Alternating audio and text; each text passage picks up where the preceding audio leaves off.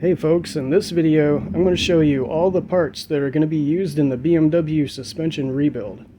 I'm also going to explain the thought process behind selecting those parts. Anyway, let's get started.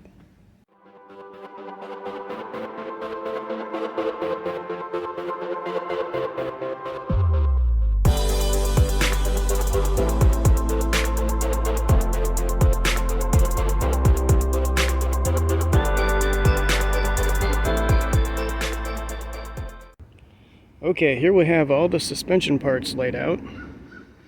The front suspension on the E46 is pretty simple, so let's start there.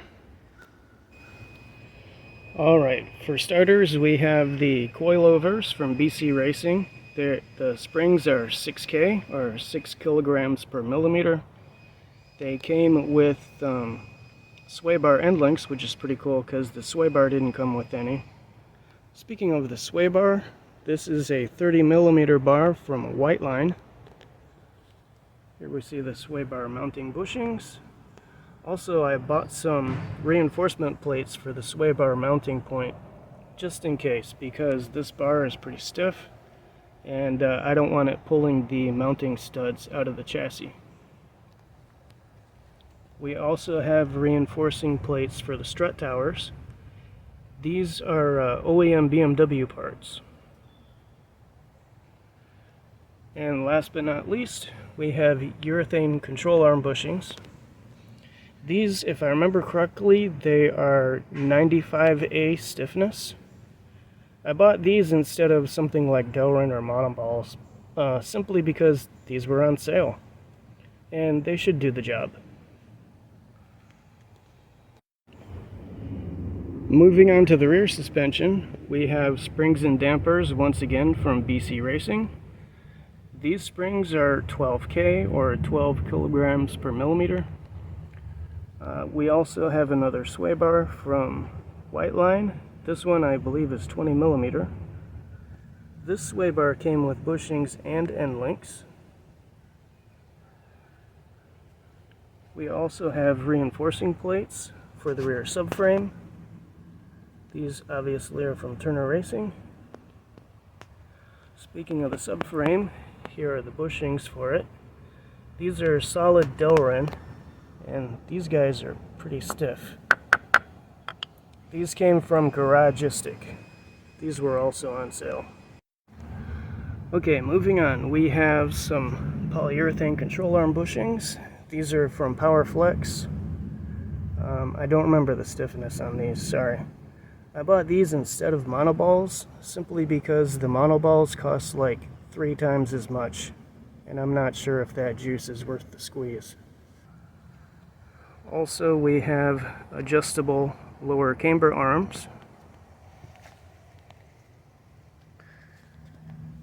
I also bought some rear trailing arm bushings from a Toyota Camry. These are monoball bushings, and from what I've told, these are fairly easy to install. Speaking of monoball bushings, these are the outer control arm bushings. These are actually stock replacements, which are monoballs already, so that's pretty cool.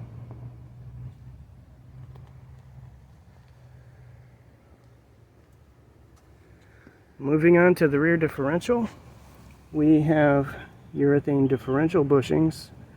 These, if I remember correctly, are 80A stiffness.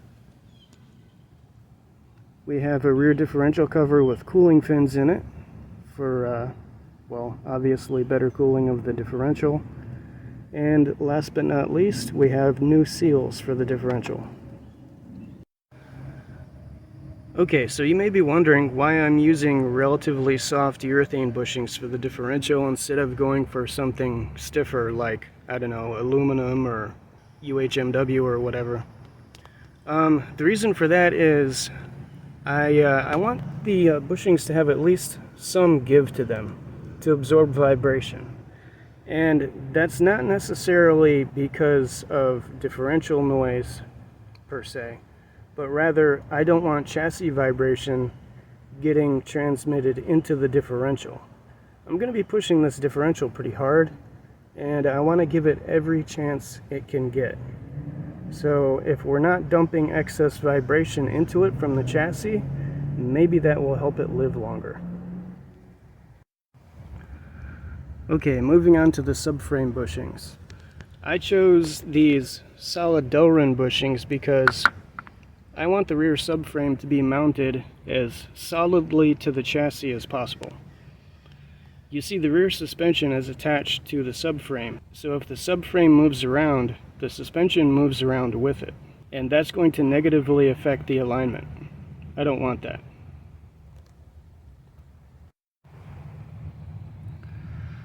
Okay, the rear subframe reinforcements are pretty self-explanatory.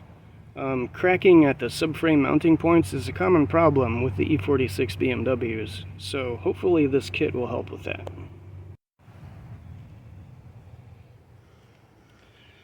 And speaking of chassis issues, these reinforcement plates, like I mentioned earlier, are to reinforce the front strut towers. This is also an E46 BMW common issue. As a matter of fact, the driver's side strut tower on my car is already mushroomed out. So I'm going to have to flatten that guy out before I install these. Okay, so last but not least, let's talk about the spring and sway bar setup. Like I mentioned in the previous video, the BC Racing coilovers normally come with 8K front springs and 12K rear. But I decided to go with 6K front springs and 12K rear. The reason for that is, well, there are two reasons. First of all, my car is about 500 pounds lighter than stock. Since my car is so much lighter than stock, it can use softer spring rates. So at this point you're probably wondering why I didn't go with a softer rear spring as well. The reason for that is I want to use a suspension setup called flat ride. Basically what you do is you make the rear suspension stiffer than the front. And that will help the suspension recover after you go over a bump. Now, of course, that's going to make the rear suspension more oversteery, so to compensate for that, you use a stiffer front sway bar. And that's why I'm using a 30mm front bar and a 20mm rear. The front bar is significantly bigger than the stock one, whereas the rear bar is only slightly bigger than the stock one. So hopefully that will balance out the oversteer from the stiffer rear springs. Anyway, that basically covers the whole suspension setup that I'm using for the BMW. In the next video, we're going to start installing these parts, so stay tuned.